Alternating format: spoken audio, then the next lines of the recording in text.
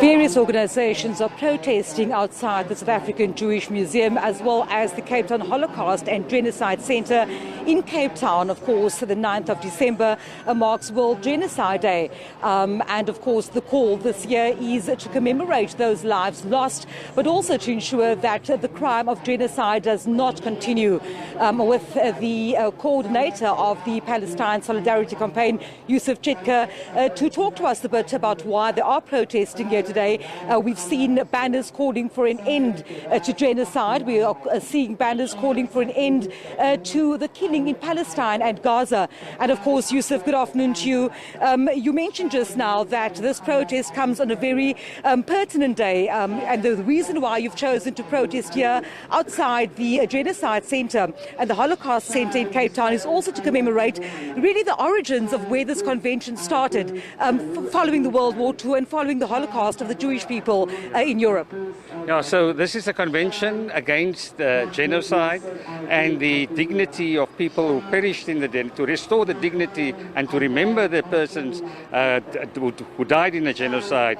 But since then, subsequent to that, there has been an apartheid in the memorialization of a genocide.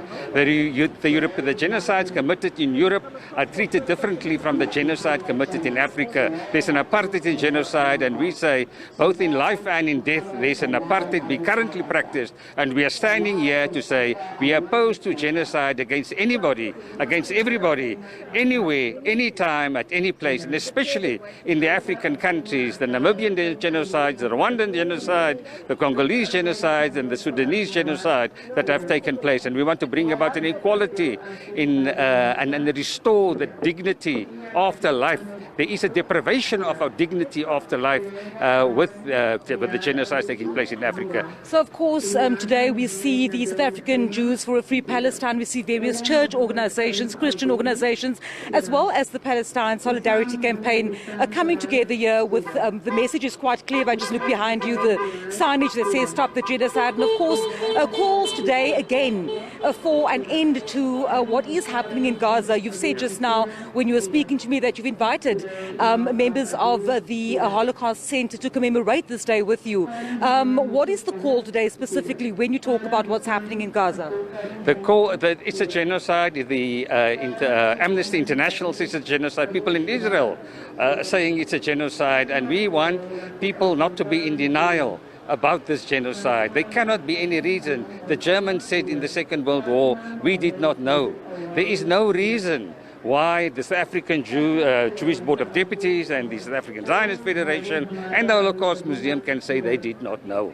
What a horrible thing. It's not that they do not know, they don't want to know. And we want to bring it to their attention that they cannot ignore it, and it's a matter of twisted irony that they are not only denying that the genocide is taking place, but they're actually supporting Israel in the commission of a genocide.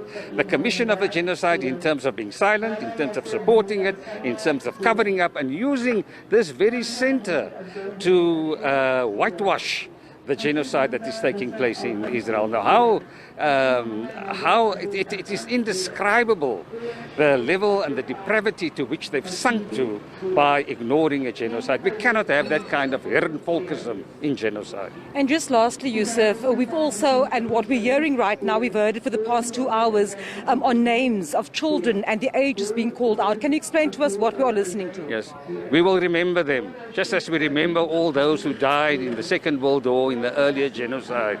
That's why we are calling out their names. People often deny that children are killed and women are killed, civilians are killed, and many other people are being killed. And here we are standing, we're bearing testimony by reciting their names and their ages. They've died, and we will remember them, and we will ensure that we'll prevent other children from being killed in the genocide, continuing genocide that is taking place. It was a very traumatizing event. It triggered many things of the genocides that's taken place in South Africa, that have taken place in South Africa, and the killings during apartheid as well. Steve Biko, Griffith Makengi, Solomon Mashlangu, all those people, you know, we remember all of them individually and collectively as we recite the names of the Palestinians who are being killed in the tents, in the hospitals, and as going for food, trying to get food, being enticed into the drones of crying children and them being bombed by the Israelis.